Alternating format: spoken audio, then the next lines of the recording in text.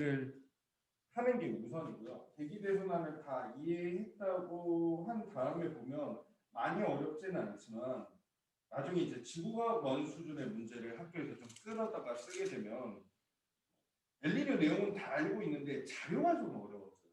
그래서 그건 나중에 시험 대비할 때는 그런 것들도 좀 보면 좋고. 310페이지 보면 엘니뇨 그림이 있는데 그림을 잘 그리는 건 아니어서 그래서 지금 프로젝터를 구입을 해서 그림은 좀 띄워놓고 하려고. 작년까지는 내가 지구과학 수업을 많이 안 해가지고 지구과학 생명까지는 그림을 어찌 그리겠는데 지구과학 그림이 더 그리기 힘들어. 우리가 지난번에 이제 그 대기내 순환하고 해수의 순환하면서 해수의 표층 순환하면서 이제 북태평양하고 남태평양하고 이제 설명을 했었지. 그러면 우리 이제 아시아 대륙이 있고 북아메리카 대륙이 있고 이쪽이 이제 말레이시아 호주 대륙이 있고 여기가 이제 남아메리카 대륙이 있으면 북태평양에도 무역풍 영향으로 이제 바다가 순환을 이렇게 하고 한서풍 영향으로 바다가 이렇게 순환을 하고 그리고 이렇게 이제 바다가 순환을 한다 이런 내용이 있었거든. 희연아, 이거 해류 이름 외웠어? 이 해류 뭐지? 북태평양에서 여기 북아메리카고 이게 아시아 대륙이야. 우리나라 여기 있어. 이거 해류 이름.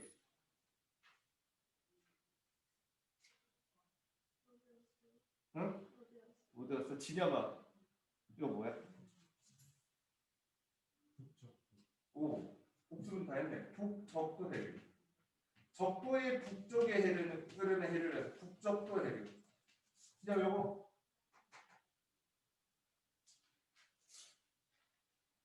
모르겠어요. 치아도 외우지는 않았어? 치아도 외우지는 않았어? 컨닝하는 거야 지금? 이거 뭐야? 아 이거 북태평양. 서서히 외워야 돼.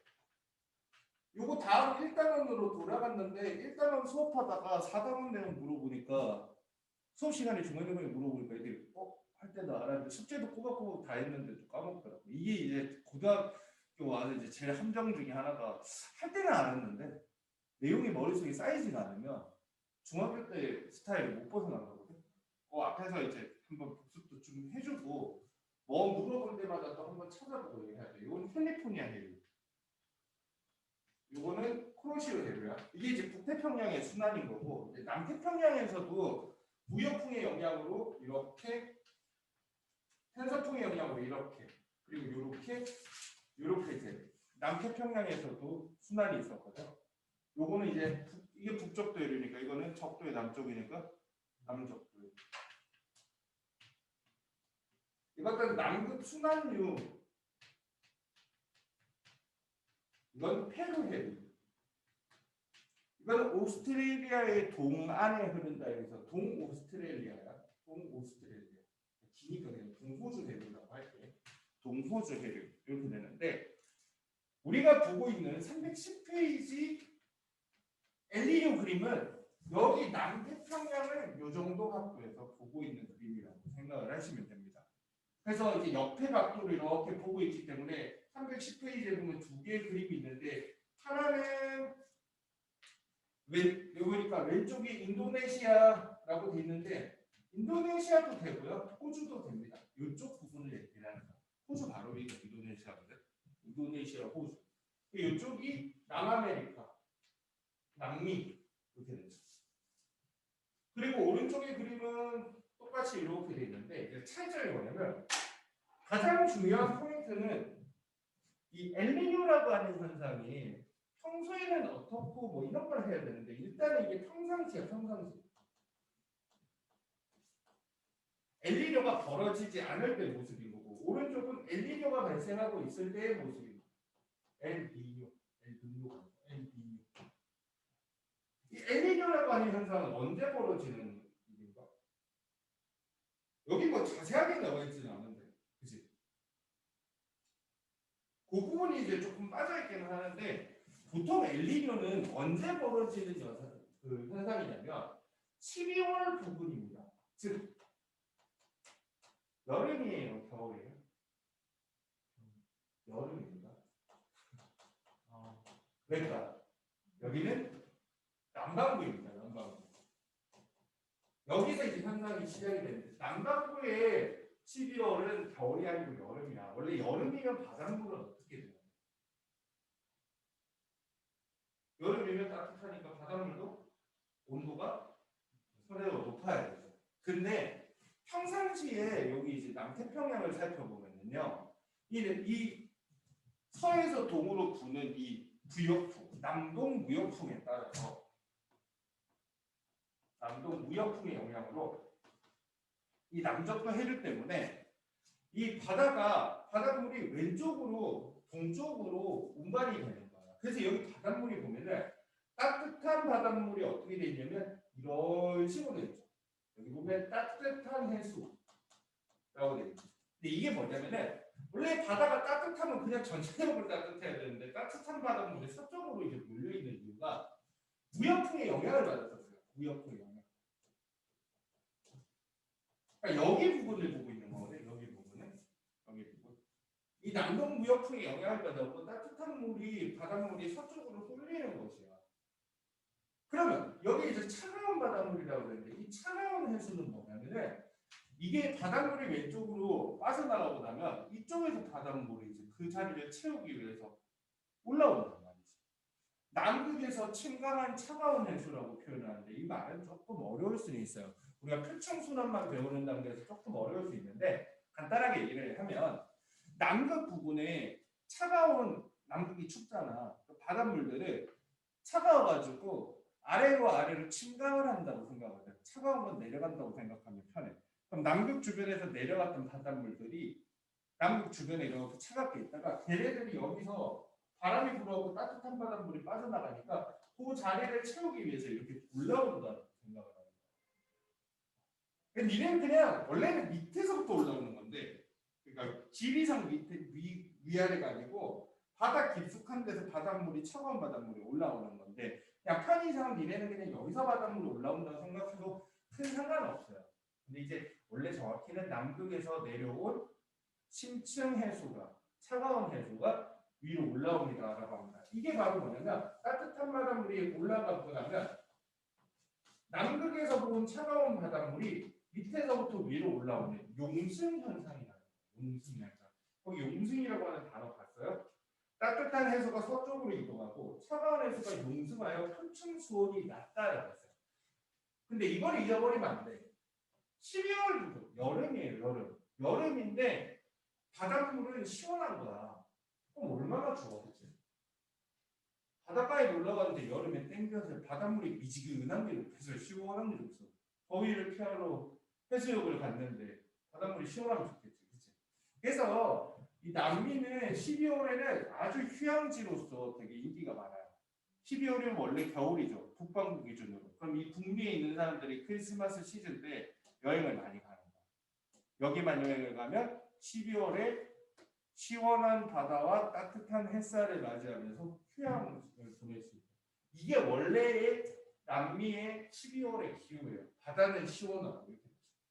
자, 근데 그 위에 보면은 선이 막 그려져 있는데 그거 뭐냐면 이 바닷물의 영향으로 인해서 여기가 따뜻하니까 여기는 공기가 데워져서 올라가는 거야.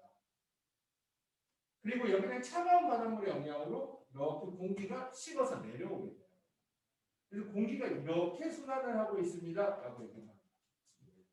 이게 평상시에 12월에 남반구의 남태평양의 바다의 모습이라고 생각합니다. 그리고 그에 따른 대기의 순환인 거죠. 그러면 우리 지난번에 배웠는데 시연아, 상승 기준은 고기압이라고 해서 저기압이라고 했어.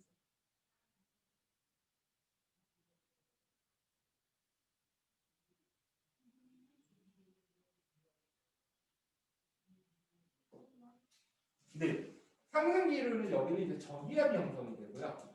잘했어요. 하강 기류 때문에 얘는 고기압이 형성이 되는 거예요. 이거는 날씨 관련한 얘기 나올 때는 지구과학에서 필수로 나오는 거니까 좀 헷갈리더라도 계속 연습을 해가지고 흔들리지 않도록 합니다. 이 저기압 때문에 저기압이 있으면은 맑다 그랬어, 흐리다 그랬어. 그렇지. 저기압이면 구름이 생기고 비가 오는 그런 날씨가 지속이 되고요. 고기압이면 여기는 맑은 날씨가 지속이 되는 거죠. 이게 평상시. 그러니까 이 12월에 여기 휴가는 끝장나가자 가보진 않았지만 햇살은 따뜻한데 바다는 시원하고 비도 오지 않고 이게 원래의 계절입니다. 근데 엘니뇨가 벌어졌을 때는 어떤 일이 벌어지냐면 거기 보면 2년에서 7년 정도 불규칙하게 벌어져요. 정확하게 규칙적이진 않습니다. 근데 이유를 알 수 없는 원인을 알 수 없지만 여기서부터 시작된다고요. 유독 이 서에서 동으로 부는 무역풍이 약해진다고요. 무역풍이 약해지니까 이제 바다가 왼쪽으로 별로 안 가는 거야. 그래서 바닷물이 왼쪽으로 가기는 가는데 약간 이런 느낌으로 그런 게 그려요. 따뜻한 바닷물이 서쪽으로 많이 쏠리지 않으니까 차가운 바닷물이 그 자리를 채우려고 오지도 못하는 거야. 그러다 보니까 여기가 많이 따뜻해져 버리는 거야. 자, 그러면 어떤 일이 벌어지냐면 아까 말했지만 따뜻한 바다 위에 공기는 데워져서 올라가게 되는데 아까 같았으면 여기가 차가워서 여기서 내려와야 되는데 여기가 이 저기압이 형성되는 곳이 동쪽으로 바뀌게 돼요. 서쪽에서 동쪽으로 치우치게 돼서 이쪽에서 형성이 되거든요. 이 부분에서 저기압이 형성이 되거든요. 저기압. 이쪽 부분에서 저기압이 형성이 돼가지고 그래서 대기는 이렇게 순환이 되고요. 이렇게. 이 저기압이 형성되는 곳이 동쪽으로 많이 치우치게 돼요. 그럼 어떤 일이 벌어지냐면 이쪽에는 원래 같았으면 비가 와야 돼. 비가 와야 되는 계절인데 비가 안 와. 비가 안 와. 그리고 이쪽 부분에는 원래 비가 잘 안 오던 계절인데 이 저기압이 가까운 데 있으니까 이쪽 부분에는 이제 비가 좀 오게 되죠. 그리고 바닷물은 어떻게 돼요? 평소보다 훨씬 더 따뜻해져 버리고 기온이 올라가게 되죠. 바닷물이 따뜻하니까 기온이 올라가. 이거를 엘니뇨라고 합니다. 뭐 이게 거창한 이름 붙여놓고 뭐 이래라고 하는데 이 엘니뇨라는 현상은 그 동네 사람들이 붙인 거예요. 그 동네 사람. 여기까지는 뭐 정확하게 몰라도 되는데 간혹 보기에서 선생님들이 내시기도 하니까 선생님이 유식해지라는 차원에서 한번 얘기를 해주려면 엘 니뇨는 스페인어로 남자아이라는 뜻을 가지고 있어요. 거기 적혀 있나?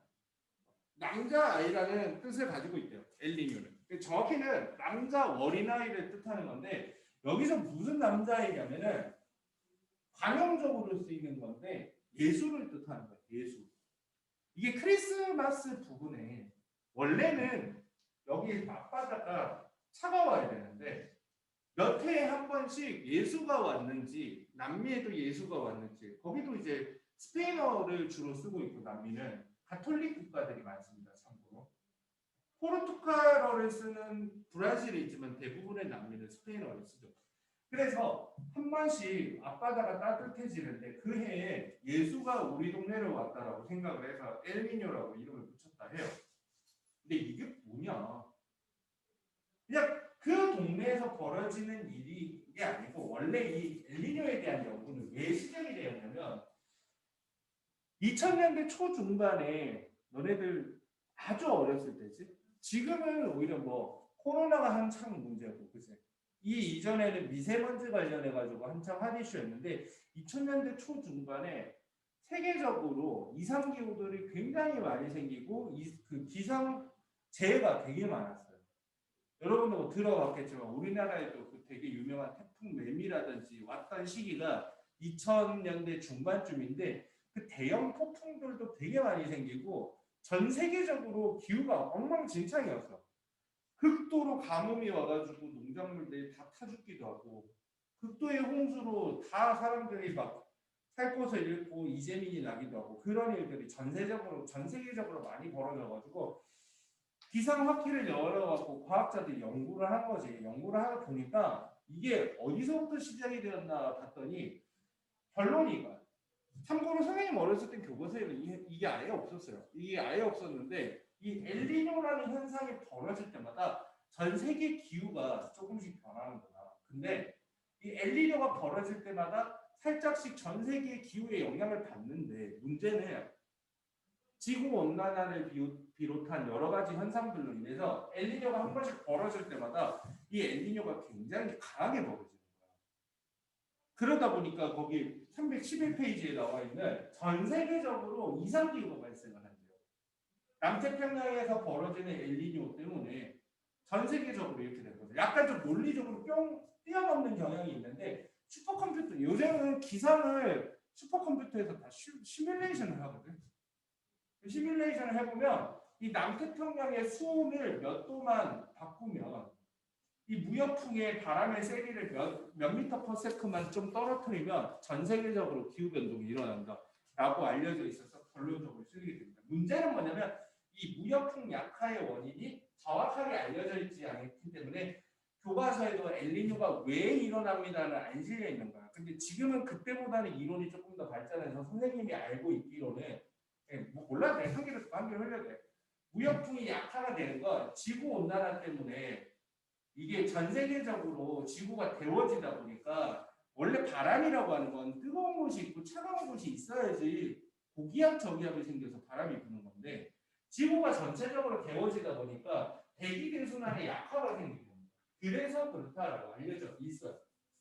거기까지 몰라도 돼. 이 엘니뇨를 왜 배우냐면 이 엘니뇨가 일어날 때보다 전 세계적으로 기후 변동이 일어나죠. 특히 이게 평상시입니다. 엘니뇨가 벌어졌습니다. 이게 단순하게 나누는 게 아니고 엘니뇨가 벌어져도 엘니뇨가 더 심할 때가 있고 좀 덜할 때가 있거든.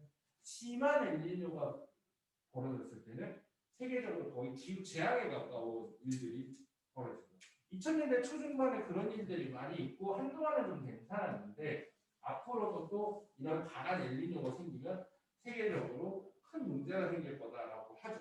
그래서 엘니뇨가 벌어졌을 때랑 벌어지지 않았을 때를 알고 있어야 되고요. 거기 옆에 보면 뒤에 문제에서도 나오고 옆에도 그냥 슬쩍 글씨로만 나오는 라니냐라고 하는 게 있는데 이거는 엘니뇨랑 정반대예요. 뜻도 정반대야. 엘니뇨는 남자아이고 라니냐는 여자아이라는 뜻인데 무역풍이 평소보다 약화되면 엘니뇨고요. 무역풍이 평소보다 강화되면 라니냐예요. 이 바람이 너무 세져가지고 따뜻한 물이 완전 저쪽으로 다 몰려가게 되고 여기는 더 추워지고 더 건조해지고 여기는 더 비가 많이 오게 되는 게 라니냐입니다. 이거는 평소 날씨에 좀 강해진다고 생각합니다. 물론 라니냐. 이 라니냐도 심하면은 전 세계적으로 기후 변동이 크죠. 근데 이게 뭐가 문제가 되냐면 이런 거야. 원래도 비가 많이 미안해. 원래 비가 많이 오던 곳인데 비가 안 오게 되면 비가 안 올 수도 있죠. 이게 아니라 이 인도네시아 호주 부분에는 호주에는 굉장히 산림이 많고요. 숲이 많고 초원이 많고 인도네시아는 여러분들이 잘 모를 수도 있는데 세계 몇 손가락 안에 드는 농업국입니다. 굉장히 많은 농작물을 생산하죠. 그러면 여름에 많은 비가 내려야 되거든. 우리도 여름에 농사를 벼를 키울 수 있는 이유가 우리나라도 여름에 비가 많이 오기 때문에 벼라고 하는 농작물을 키울 수가 있어요. 근데 여기 여름에 비가 안 오잖아. 호주에는 너무 말라 삐뚤어져갖고 막 자연 산불이 생기게 되고 인도네시아에는 농작물을 키울 수가 없게 돼가지고 어마어마한 흉작을 겪게 되죠. 그런 일들이 이제 거기서 벌어지게 돼요. 전 세계적인 영향은 311페이지에 나오는 거는 다 외우거나 하진 않아도 됩니다. 그냥 아주 많은 기후 이상이 생깁니다 정도로 알고 있습니다. 요거로는 시험 문제 낼 수는 없어요. 그냥 엘니뇨로 인해서 그냥 이런 식으로 가끔 말 같지도 않은 보기 아무도 안 속아 넘어갈 것 같은 보기인데 가끔 속아 넘어가는 게 이런 거 있거든. 엘니뇨가 벌어지면 우리나라 기후에는 영향이 없다. 뭐 이런 보기에만 안 걸려들면 돼. 엘니뇨가 벌어지면 전 세계적으로 기후의 변화가 온다. 자 넘어가서 문제 풀어보고 모르는 것도 질문하고 시험아 한번 다시 붙여보고 모르는 건 질문하세요. 기념일 안 풀어봤으니까 풀어보고 질문하고 316페이지부터 4단원 마지막 챕터가 하나 남기는 했거든. 316페이지부터 320페이지까지 있는데 여기는 중학교 때 너네들이 기억이 나는지 안 나는지 모르겠지만 거의 똑같은 내용을 배운 적이 있습니다. 그래서 여기는 내가 따로 수업을 다 해주지는 않고 천천히 하면 지루하기만 할 거니까 10분 정도 시간 줄 테니까 10분 15분 줄 테니까 그냥 니들이 읽어봐. 다 읽고 나서 내가 질문을 하나 정도 던질 거야. 그 질문한 거에 대해서 대답을 하는지 못하는지에 따라서 간단한 설명 하나만 하고 넘어갈 테니까 지금 316, 317 그리고 319, 320페이지까지. 근데 읽다가 모르는 거는 이따가 질문한다고 생각하고 한 10분, 15분 정도 하면 지금 읽어보세요. 잠깐 시간을 줄게요. 크게 어렵지는 않습니다. 그리고 에너지가 보존이 되지만 결국에는 거기 효율 얘기가 나오는데 항상 어떤 에너지를 다른 형태로 전환하는 과정에서는 그 생태계 그 할 때도 나왔었지만 에너지가 다음 단계로 넘어갈 때 생태계에서 상위 영양 단계로 갈 때 뭐 이렇게 표현이 나왔었는데 여기서는 이제 우리가 필요할 다른 형태로 바꿀 때 전기 에너지를 빛 에너지로 바꾸고 이러다 보면 우리가 원치 않는 형태의 에너지 전환이 생깁니다. 무조건 에너지는 전환하는 과정에서 열로 빠져나가는 부분이 생겨요. 그래서 효율이 절대 100%가 될 수가 없고 무조건 100보다 낮은 효율을 가질 수밖에 없어. 거기서 보면 알겠지만 뭐 그 LED 등 형광등 백열 정도도 나와 있고 그 자세하게 안 보고 쓱 넘어갔을 가능성이 높은데 자동차 나와 있어가지고 그 운동 에너지로 전환하는 부분 나거든요. 자동차는 근본적으로는 휘발유 안에 들어있는 화학 에너지를 이용해서 자동차를 움직이게 운동 에너지로 전환을 하는 장치입니다. 그 과정에서 운동 에너지로 전환되는 부분은 20몇 프로밖에 안 된다라고 되어 있거든요. 그럼 나머지는 다 열로 빠져나가는 거야. 그 열로 빠져나가는 부분들은 결국 흩어지고 우리가 다시 사용할 수 없는 형태가 돼요. 그래서 에너지의 총량은 보존이 되지만 우리가 필요 없는 우리가 원하지 않는 사용할 수 없는 필요 없는 형태로 전환되는 부분들이 많기 때문에 결국 에너지는 아껴 써야 된다. 이게 이 단원의 전체적인 주제가 되는 거고. 앤드 거기 보면 뒤에 하이브리드 자동차라고 있는데 이름을 많이 들어봤을 거야. 하이브리드 자동차. 하이브리드가 뭐야? 짬뽕이라는 뜻이잖아, 그치? 짜장면, 짬뽕, 반반 뭐 이런 건데 하이브리드라는 건 두 가지 이상이 섞여 있는 상태를 의미하는 건데 그러면 우리가 말하는 자동차가 하이브리드라는 거는 뭐가 섞여 있다는 거? 하이브리드 자동차는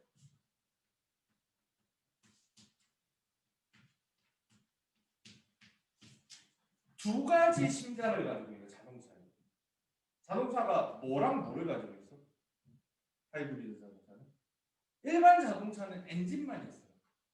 휘발유를 태워서 동력을 발생시키는 엔진, 흔히 내연기관이라고도 부르는 엔진만 가지고 있는데 하이브리드 자동차는 내연기관 말고 하나 더 가지고 있어. 보면서 해도 돼. 뭘 가지고 있대 하이브리드? 그치, 모터는 전기를 이용해서 동력을 발생시키는 장치야. 그러니까 일반 자동차는 이것만 가지고 있어요. 근데 이거 하나 더 가지고 있는 거야. 그리고 모터를 돌리려면 뭐가 있어야 돼?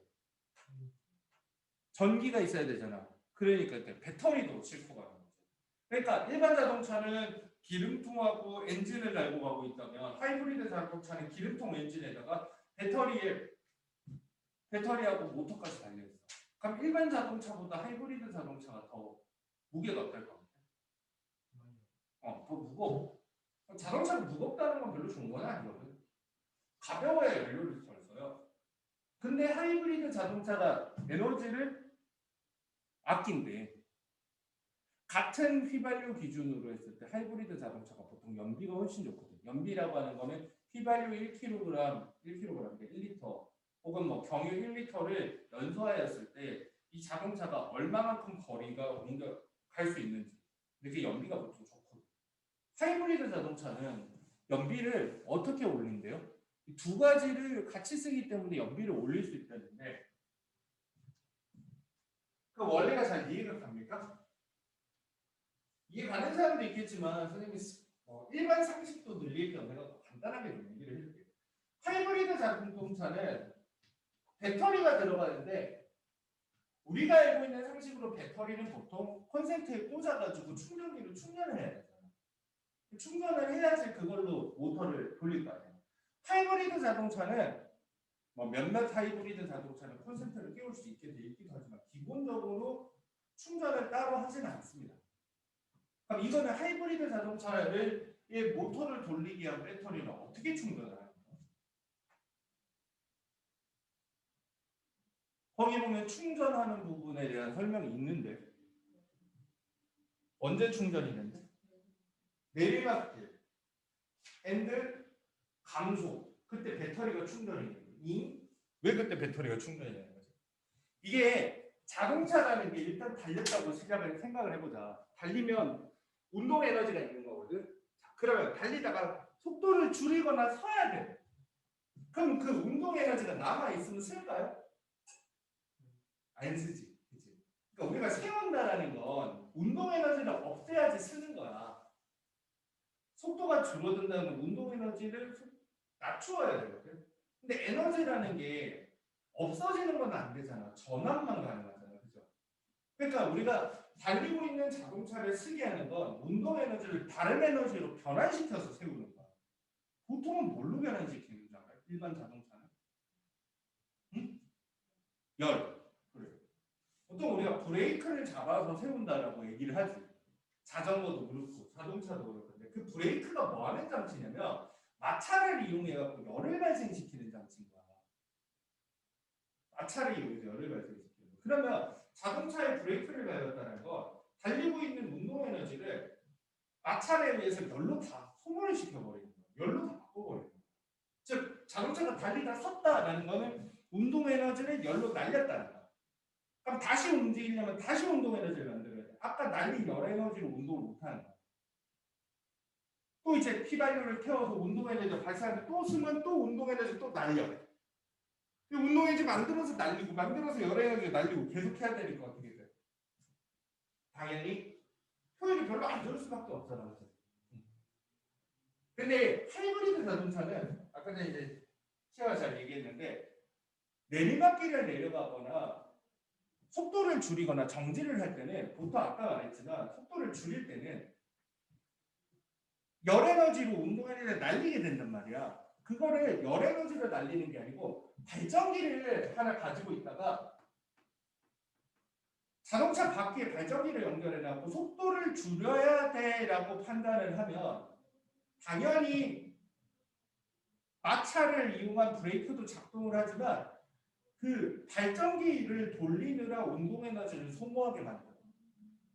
그걸 이제 좀 전문 용어로 회생 제동 장치라고 하는 거거든. 한자로 하면 여기는 안 나와 있어. 회생이라는 거는 뭔가를 재사용한다는 거고 에너지를 재사용하는 제동 장치, 브레이크 시스템이라고 하는 건데 운동 에너지로 바퀴가 돌고 있는 거를 발전기를 연결을 해버리면 그 운동 에너지가 전기 에너지로 전환이 돼버리는 거예요. 그러니까 우리가 속도를 줄일 때마다 운동 에너지를 열 에너지로 다 날리는 게 아니고 운동 에너지 일부를 전기 에너지로 바꿔버리는 거예요. 그때마다 충전을 해주는 거야, 배터리를. 그럼 우리가 쓸 때마다 배터리가 자동으로 조금씩 충전이 되니까 다음에 배터리가 차오르면 내가 브레이크 쓸 때마다 그냥 날릴 에너지를 좀 저장을 해둔 셈이죠. 그걸로 모터를 돌리는 거야. 그리고 이제 모터는 속도를 올릴 때는 엔진하고 모터가 같이 작동하는데 자동차 엔진이 또 단점이 뭐냐면 달리고 있지 않아도 앞으로 가고 있지 않아도 보통 자동차 엔진은 계속 돌고 있잖아.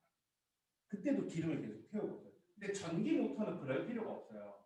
그래서 가다 서다를 반복을 할 때는 엔진이 효율이 나쁘니까 조금 가다 서다 할 때는 모터만 작동하는 거예요. 혹시 하이브리드 자동차 타본 사람이면 조금씩 가다 서다 할 때는 엔진 소리가 하나도 안 나. 윙 하는 모터 도는 소리가 나. 엔진 소리하고 모터 도는 소리가 완전 다르거든. 윙 하고 가다가 이제 좀 빨리 달린다 싶으면 모터가 조금 힘이 부족하니까 그때 이제 엔진이 같이 돌아가. 조금씩 저속으로 움직이거나 정지해서 조금씩 찔끔찔끔 움직일 때는 모터만 해요. 그래서 그 첫 번째 보면 시동은 모터로 합니다라고 되어 있는 건데 속도가 느릴 때나 가다서다 할 때는 모터로만 가는 거예요. 충전된 배터리가 있다면.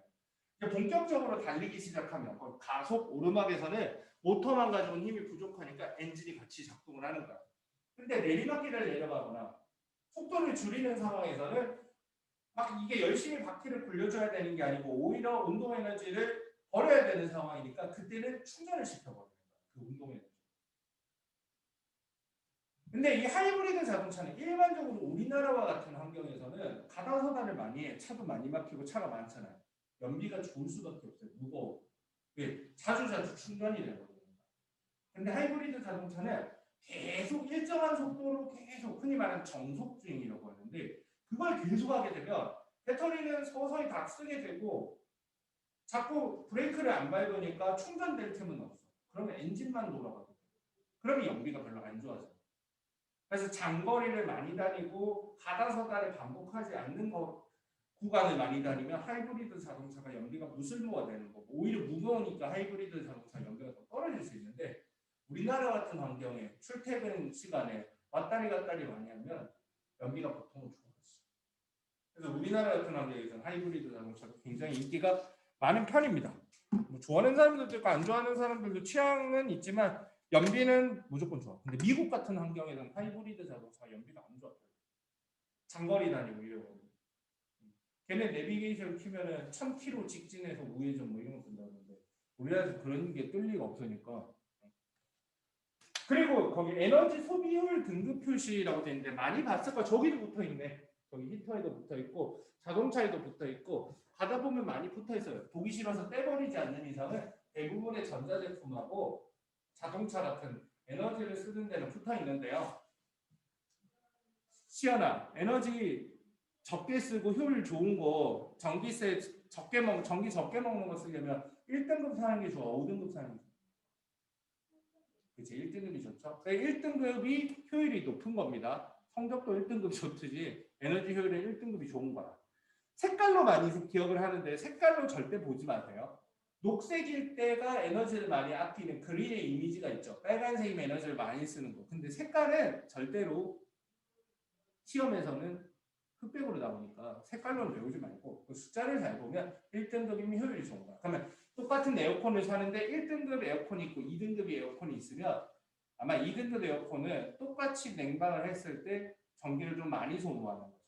그 정도만 알고 있으면 괜찮습니다. 그나마 하이브리드 자동차가 조금 어렵더라고요. 자, 4단원 끝났으니까 4단원 뒷부분까지 다 문제 풀어보시고 복습 교재도 이제 조금씩 풀면서 모르는 거 지나가면 잊어버리니까 그래도 한 번이라도 더 이제 복습 교재로 풀면 기억이 좀 나니까 그렇게 공부를 하시면 되고요. 화장실 가고 싶은 사람 있어? 화장실 가고 싶은 사람 있으면 잠깐 갔다 오고 아니면 그냥 바로 이어갑니다. 없으면 14페이지로 일단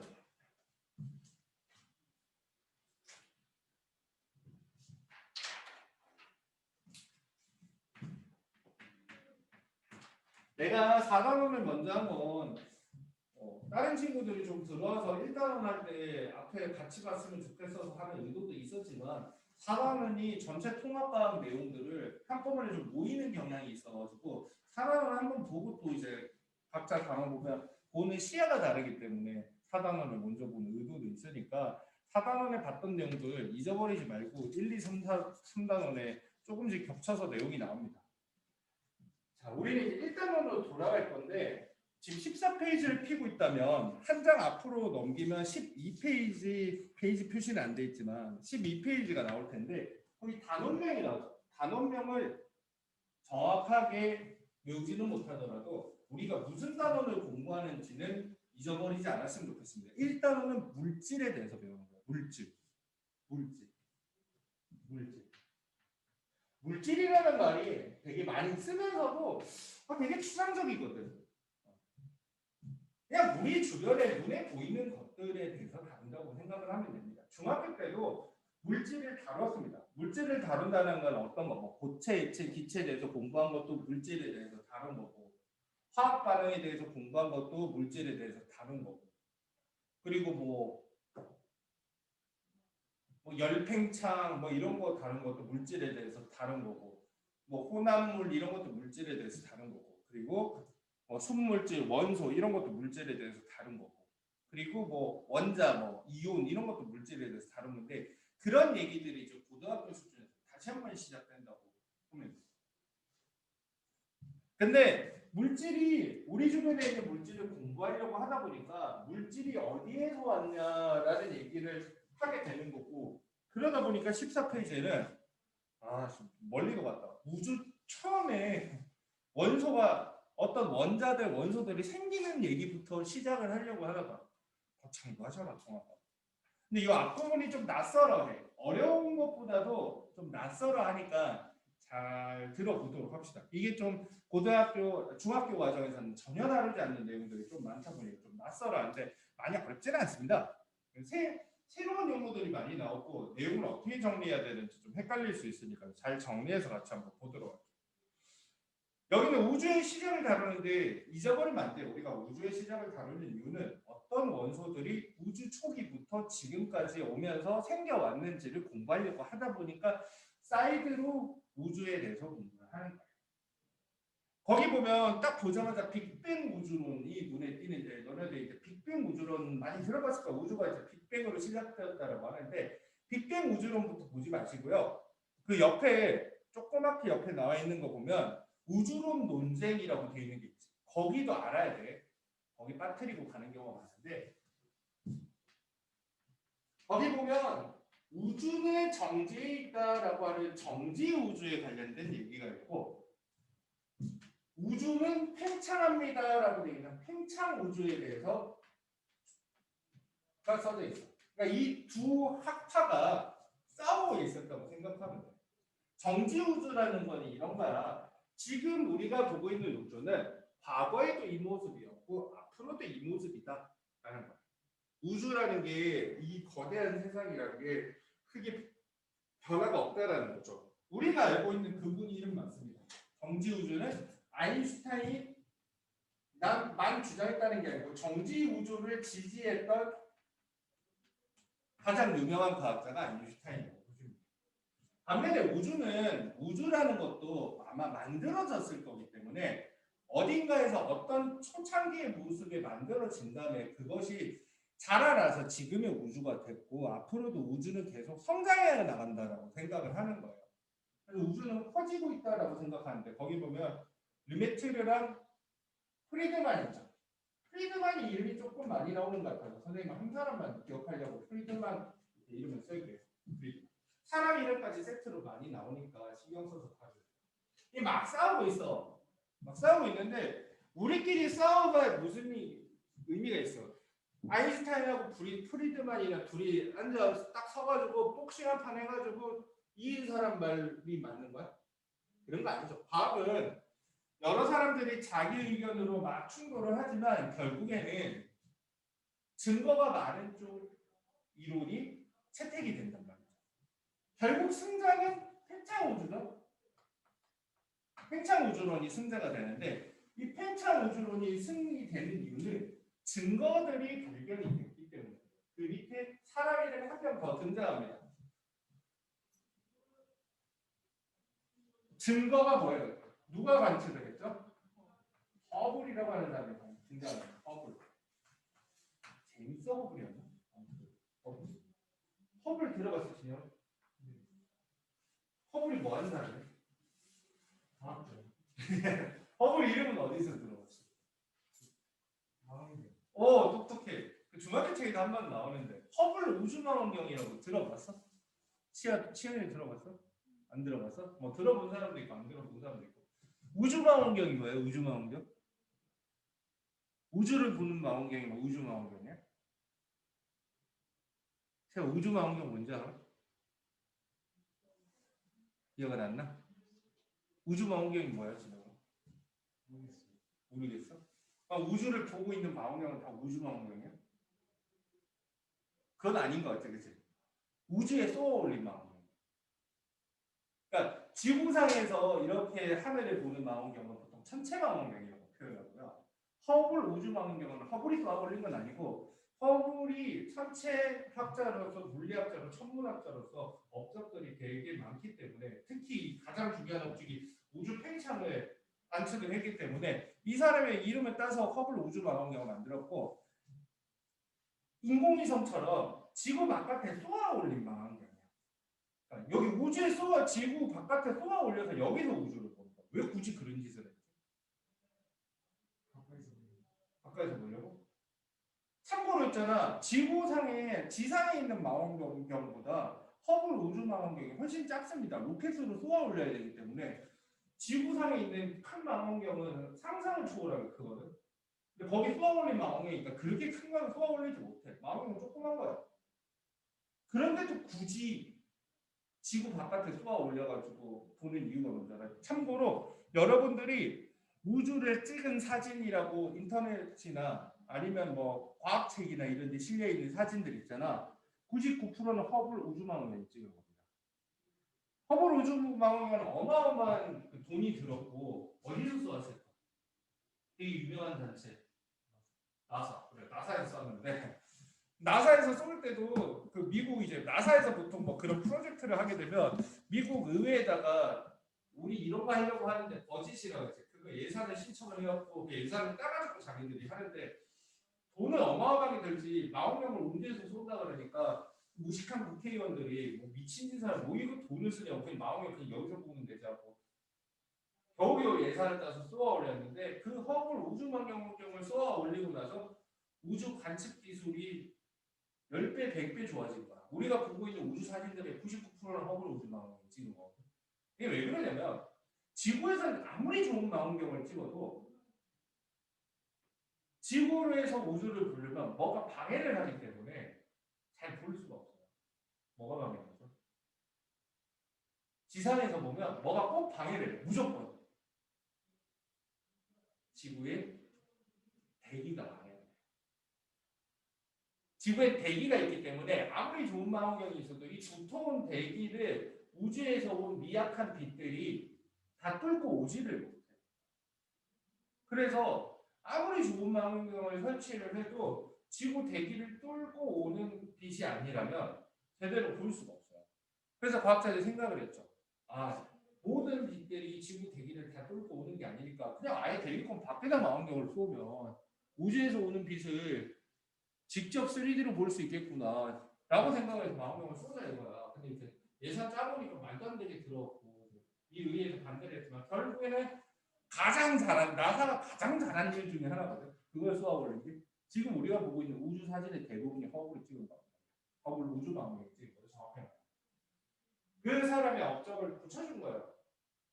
참고로 이 내용은 상관없습니다. 여기서 어디서 주워드는 걸로 나중에 비문학 지문에서 나왔을 때 좀 니네가 똑똑해졌으면 하는 바람에 얘기를 해줍니다.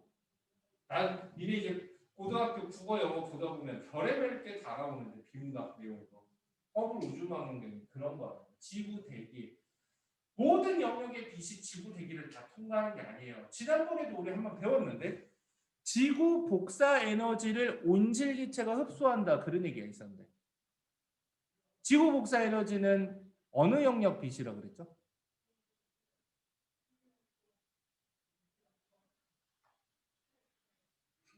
얘기하셨을 텐데 내가 대부분 요쯤 돼갖고 4단원 먼저 하고 오는 경우에는 우리 4단원 할 때 그거 했었는데 하고 얘기하면은 응?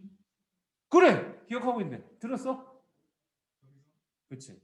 적외선 영역의 빛을 지구 대기가 흡수하는 거야. 그러니까 바꿔 말하면 우주에서 오는 적외선은 지구 대기가 흡수해서 우리가 제대로 못 본다. 적외선만 그런 게 아니고요. 모든 빛이 있으면 거기서 지구를 대기를 통과할 수 있는 빛은 한정적입니다. 그래서 대기를 방해를 안 받을 거면 여기다가 거대한 망원경을 설치하는 것보다 우주에서 조그만 거라도 쏘아 올리는 게 훨씬 더 효율적이죠. 그거를 알고 있으면 좋고요. 허블은 그 망원경에 이 사람 이름 붙여준 거야. 허블은 외부 은하를 관측을 했어요. 외부 은하를 멀리 있는 별이나 은하를 열심히 관측을 했더니 우주가 커지는 걸 알았대. 너무 내용이 없는 거고 그거보다는 조금 더 알아야 돼. 외부 은하를 관측했더니 적색편이라고 하는 현상을 발견을 하게 됐습니다. 본 적 있어요? 적색편? 봤어? 적색편이 어디서 오는 거야?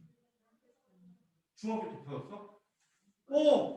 중학교 때 적색편이 배우는 사람 잘 오는데 니네 과학생이 되게 좋은 쌤입니다. 교과서에 나왔다고.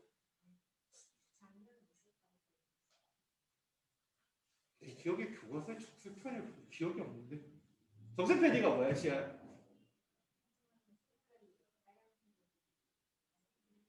너네 적색혈이 들어봤어? 시야? 들어봤어? 들어는 봤어? 시야가 비교적 정확하게 알고 있는데 적색편에 비해서 배경 지식을 살짝만 얘기해주면 이게 도플러 효과라는 것 때문이거든. 도플러 효과. 시야 이것도 들어. 시야 이것도 들어. 도플러 효과. 도플러 효과 얘 짧게 설명해 주자면 이런 거야. 빛이나 소리나 물결 같은 건 우리가 웨이브라 그러죠. 한국말로 웨이브를 뭐라 그러지? 파동이야. 파동. 이런 파동이거든. 이런 웨이브들을 파동이라고 하는 건데 파장은 이 파동에서 요거 웨이브의 길이를 파장이라고 하는 거야. 파장. 영어로는 웨이브 랭스라고 그러거든. 웨이브 랭스. 우리가 키를 신장이라고 그러잖아. 신체의 길이라는 의미에서 길장자를 써서 파동의 길이라는 의미로 파장이라고 하는데 어떤 파동은 파장이 짧고 어떤 파동은 파장이 길고 그래요. 지난번에 우리가 뭐 할 때 얘기했었는데 빛의 파장이 생물에 미치는 영향할 때 파장이 긴 거, 파장이 짧은 거 그런 거 했었지. 지연아, 빨간 옷 파란 거 중에서 빨간색이 파장이 길다 그랬어, 짧다 그랬어? 으씨. 빨간색이 파장이 깁니다. 그거 내가 그때 얘기하면서도 똑같은 얘기했어. 잊을만 하면 계속 쓰는 내용 중에 하나라서 빨주노초 파란분 중에서 파장이 뭐가 있는지를 알고 있어야 된다고 그랬어요. 빨주노초 다시 한번 얘기를 해줄게. 이건 도플러 효과랑 상관없고 가시광선에서 빨주노초 파란고 있으면 빨간 쪽이 파장이 긴 거야. 파장이 여기는 길고 여기는 짧아요. 만약에 여기 있는 것 중에서 두 가지 웨이브가 있으면 둘 중에서 보라색에 가까운 건 A야 B야. B가 이제 보라색에 가까운 거고 A가 빨간색에 가까운 거죠. 물론 이제 더 파장이 긴 것도 있고 더 파장이 짧은 것도 있어서 적외선 자외선 얘기 좀 간단하게 하기는 했었습니다만 이 도플러라는 건 뭐냐면 예를 들어 이런 웨이브가 오고 있을 때 웨이브가 출발을 하는 곳이 있어요. 그걸 파동이 출발하는 곳이라고 해서 파원이라고 하거든. 소리가 출발하면 음원이라고 그러고 빛이 출발하면 광원이라고 해요. 음원, 광원 합친 말이 파원이 되는데 어쨌거나 저기서 이제 파동이 출발을 해. 그럼 내가 가만히 있어. 그럼 그 웨이브가 오면 내가 그 웨이브를 맞으면 진동을 느끼는 거. 실제로 뭐 빛이나 소리 때문에 몸이 덜덜덜 떨리진 않지만 우리는 그 진동을 감지하는 거예요. 눈에서 진동을 감지해서 색깔을 보는 거고요. 귀에서 그 진동을 감지해서 소리를 느끼는 거예요. 그러면 물어보자. 시작 한 번 더. A 웨이브가 나한테 오고 있고 B 웨이브가 나한테 오고 있는데 A, B 중에서 누가 어느 게 진동이 더 클까? 진동이 더 많을까? 그렇지? 파장이 짧은 게 진동이 더 많죠. 그죠? 그건 알고 있어야 돼.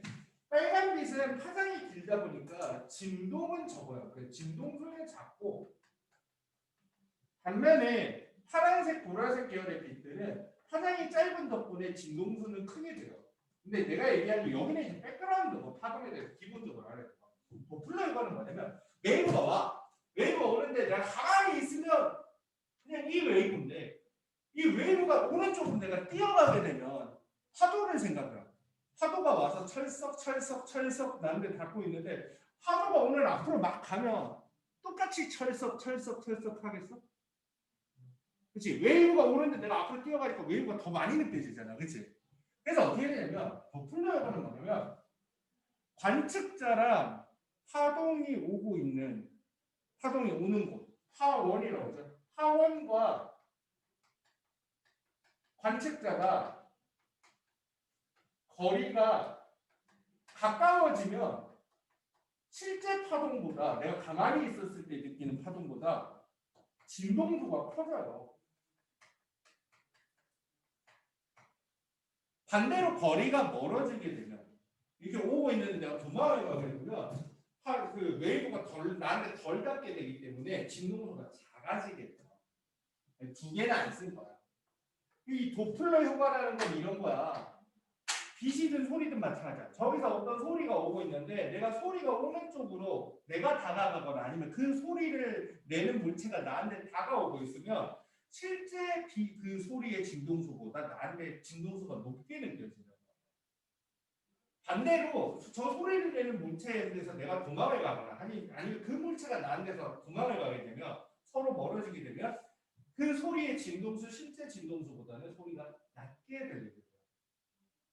이거는 실생활에서도 구급차 사이렌을 통해서 알 수 있습니다. 구급차가 나한테 달려올 때는 되게 소리가 높게 들려요. 윙 이렇게 들리는데 막상 지나치거나 윙 이렇게 들리는 이유가 소리가 크고 작은 건 거리 때문인 거고 높이가 다르게 들려요.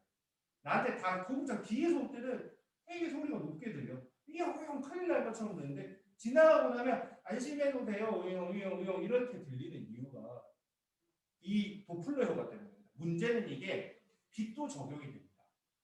대신 우리가 천천히 움직일 때는 잘 몰라. 형광등 가까이 다가가나 멀어지나 잘 못 느끼는데 이게 속도가 빨라지면 이게 느껴지게 된대요.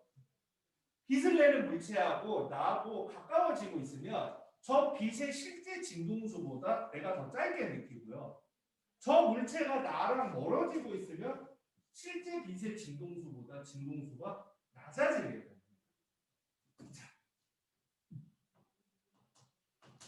적색편이라는 거 아까 시아가 얘기를 잘했지만 우주에서 오는 허블이 우주에서 오는 별빛, 은하로부터 오는 빛, 바깥에서 오는 빛들을 다 관측을 많이 했는데 실제 별빛보다는 조금씩 더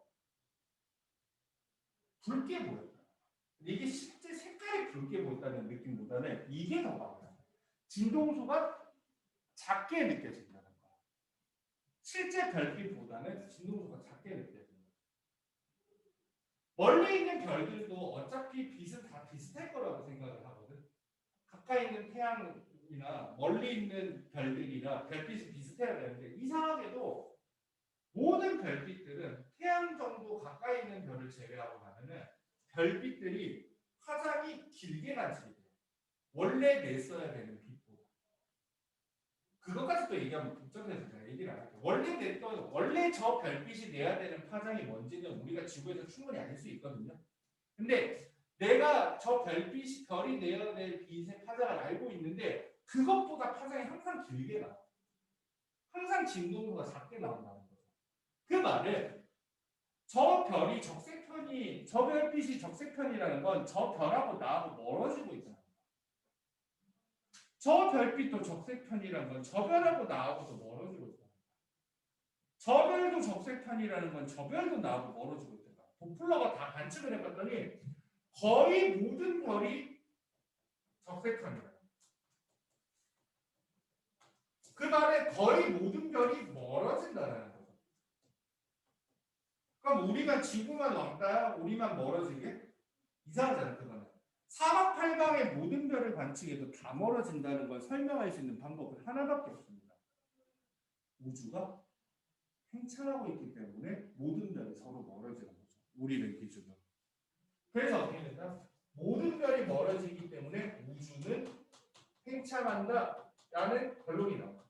아무도 반박을 못해요. 그래서 팽창 우주가 위기인 거예요. 허블 덕택.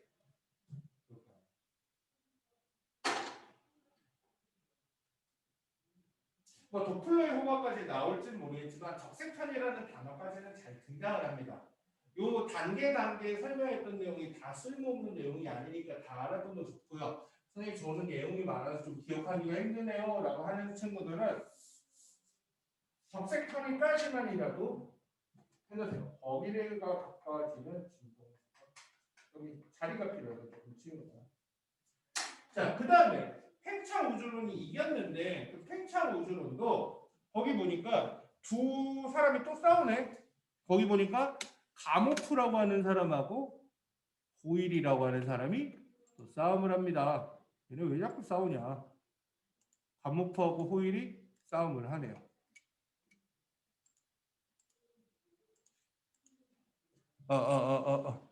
가모프하고 호일이 싸움을 하는데 이 가모프라고 하는 사람은 정상 우주론이라고 하는 거를 주장을 해요.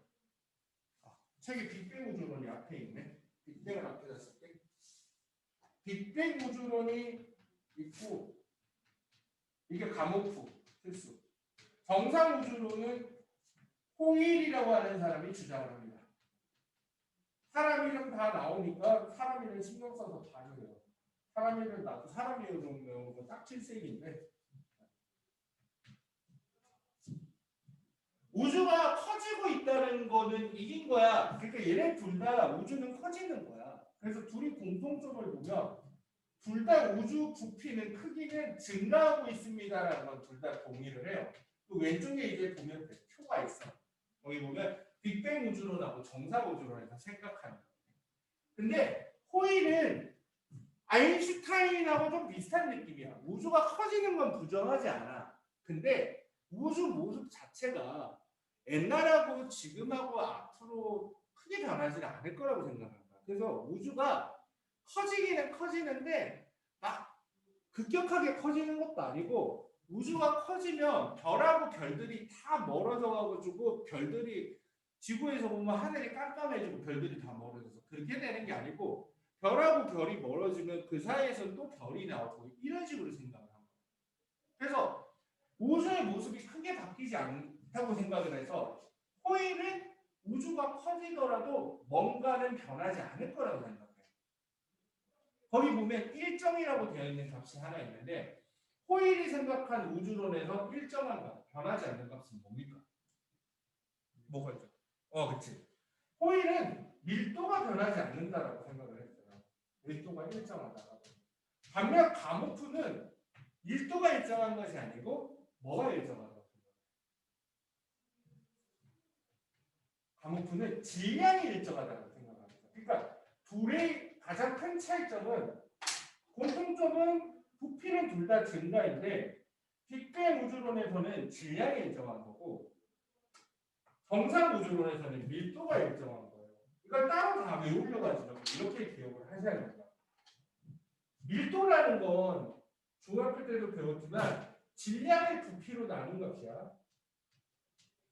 질량을 부피로 나눠서 단위 부피정 질량을 보고 싶어서 만든 건데 같은 부피 기준으로 질량이 얼마만큼 있는지 혹은 같은 질량 기준으로 부피가 얼마만큼 차이가 나는지를 보는 물리량입니다. 이 밀도라는 값은 봐봐. 가모프는 부피가 증가하면서 질량은 변하지 않는다 생각했어. 그럼 부피가 올라가도 질량이 변하지 않으려면 밀도가 이게 질량이 변하지 않으면서 부피가 커지려면 분모가 커지는 거니까 밀도는 낮아져야 된다. 그래서 가모프는 우주가 팽창하면서 밀도가 감소한다라고 생각을 한 거고요.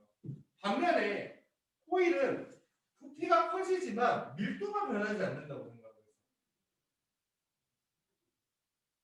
부피가 커지지만 밀도가 변하지 않기 위해서는 분모랑 분자랑 같이 커져야지 밀도가 변하지 않겠죠. 그래서 호일은 질량이 증가한다고 했어요. 자, 거기 옵션으로 온도가 하나 더 나오는데 물질들이 모여 있을 땐 뜨겁고 흩어지면 차가워진다고 생각을 했거든. 그래서 밀도가 점점 줄어드니까 온도도 감소하는 거고 이건 밀도가 변하지 않으니까 온도도 변하지 않는 거다. 이렇게 생각을 하죠. 이건 엄청 중요한 내용입니다. 근데 이거 그냥 막무가내로 외우는 게 아니고 두 사람이 주장했던 우주론의 공통점과 차이점을 통해서 이해를 하시는 게 문제 풀다가 거꾸로 생각했어요 뭐 이런 말을 덜 하게 됩니다. 알았어요. 여러분들이 알다시피 지금 승자는 빅뱅이죠. 빅뱅 우주론이 승자고 지금 우주를 잘 설명하고 있는 것도 빅뱅입니다. 정상 우주론은요. 이렇게 말하면 좀 호일 아저씨한테 좀 미안하긴 한데 이 아저씨는 별 근거도 없이 좀 묵인파예요. 근거도 없고. 반면에 빅뱅 우주론을 주장한 가모프는 비교적 구체적인 자기 이론과 증거를 제안했습니다. 근데 그 당시에는 가모프랑 호일 중에서 훨씬 더 유명한 학자는 호일이었고 가모프는 무명 천문학자에 불과했다고 합니다.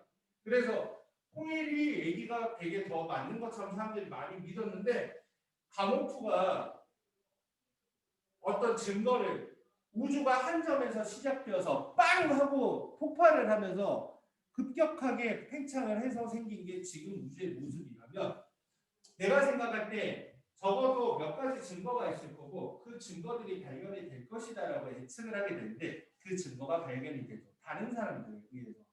그러니까 가모프는 스타 물리학자, 스타 천문학자가 되게 됩니다. 참고로 호일은 그냥 몰라도 되는 얘기인데 이 빅뱅 우주로는 가모프가 이름을 붙여준 게 아니고 호일을 붙여줬다고 해요.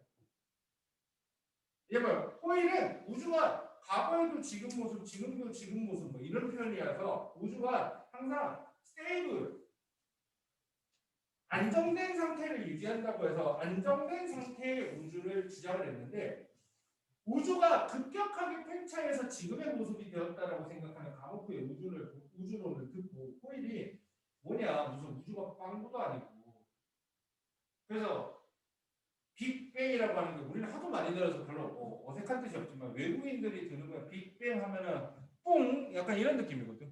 뽕 우주론이라고 하라고. 근데 이름을 얘가 비하를 한 건데 그냥 그대로 붙었다는 이런 거죠. 거기 정육면체 까만색 정육면체 4개 보여? 그거 별거 아닌 것 같은데 시험에 되게 잘 나오거든. 구분을 잘해야 돼. 그 조그마한 정육면체가 퍼지잖아. 근데 빅뱅 우주론하고 정상 우주론에서 그림이 달라. 무슨 차이인지 알겠어? 빅뱅 우주론은 질량이 일정해. 즉 물질이 더 이상 생기지 않은 거야. 그러니까 우주가 커져도 별과 별 사이가 멀어지는 거지 그 사이에 막 별들이 생기진 않거든. 근데 정상 우주론에서는 밀도가 일정해야 되니까 우주가 커져도 밀도가 일정하기 위해서는 멀어진 별들 사이에 다른 별들이 그 사이사이에 생겨난다라고 생각을 한 거야. 그게 이제 그림이 다르죠. 둘을 구분을 하셔야 돼요. 그 그림 딱 보면 뭐가 빅뱅 둘 중에 하나만 있어도 한 세트만 있어도 아 이게 빅뱅 우주론 그림이구나 정상 우주론 그림이구나 알아야 돼. 둘 중에서 오른쪽 그림만 딱 있고 기읍, 니은, 디귿, 기읍 호일이 주장한 우주론에 관한 설명이다. 이런 식으로 나와요. 고등학교 때. 그럼 맞는 거 아니죠? 니은 질량이 우주의 질량은 점점 증가한다는 이론이다. 뭐 이런 거다. 그림하고 그 내용하고 매치할 수 있어야 되니까 초반부에 가장 중요한 내용으로 역대 우주론들과 여기까지. 지금 우리는 빅뱅 우주론을 거의 쓰고는 있지만 빅뱅 우주론이 이론적으로 약간 빈틈이 있어요. 그래서 지구와 원 마지막에 가면 인플레이션 우주론하고 뭐 그런 게 조금 더 나오긴 하지만 그래도 빅뱅 우주론이 승자입니다. 자, 빅뱅 우주론도 증거가 있죠. 정확하게 말하면 가모프가 이런 증거가 있을 거야라고 얘기를 했는데 그게 이제 나중에 찾아진 거죠. 별로 안 중요한데 거기 녹색 글씨로 무심하게 써져 있는데 그거 뒤에 계속 나오는 얘기라서 그렇게 무심하게 써놓은 것 같아요. 빅뱅 우주론이 확립이 된 것, 빅뱅의 중요한 증거가 있었는데 가모프가 예측한 증거가 다 발견이 되었다는 거죠. 우주 배경 복사라는 게 있고 이거는 이따 설명하겠지만 그래도 써놓자. 우주 배경 복사. 니네 밑줄만 꺼라. 중요한 내용이라고. 우주 배경 복사. 우주 배경에는 복사기가 있는지 뭔지 몰라도 우주 배경 복사가 있고 그리고 수소 헬륨의 질량비 이런 것들이 있대요. 여기까지가 우주론에 관련된 거예요. 14페이지 상단에 별로 없는 것 같지만 거기가 시험 문제 최소 뭐 두어 문제는 나오다 보니까 좀 자세하게 했네요.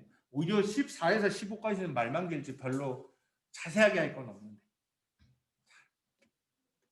잠깐 끊었다가 할 테니까 화장실 다녀서 다녀와. 마지막 8시 반까지 쉬지 않고 해야 되니까. 자, 좀 더 봅시다. 자, 14페이지 하단에 있는 내용은 그렇게 낯선 내용은 아닐 거예요.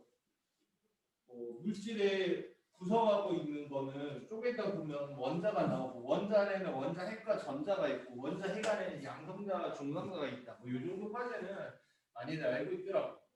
혹시 몰랐다면 원자 안에 쪼개면 저런 게 있구나 하고 한 번만 봐주세요. 근데 고등학교 기준으로는 거기 이제 쿼크라고 하는 입자가 추가가 됩니다.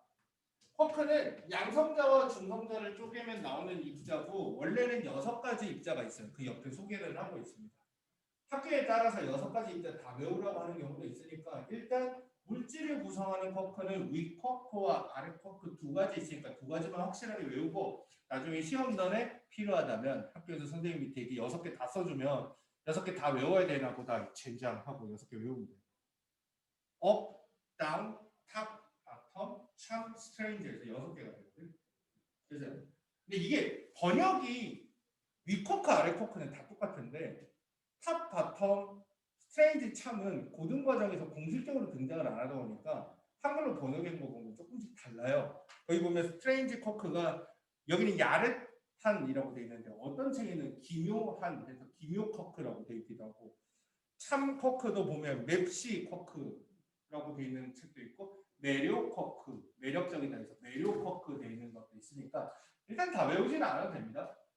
쿼크는 6가지가 있는데 그 중에서 6가지 중에 위 쿼크, 업 쿼크라고 되어 있는 위 쿼크와 다운 쿼크라고 되어 있는 아래 쿼크, 요게 중요한데 요 쿼크가 3개씩 모여야 양성자, 중성자를 이룬대요.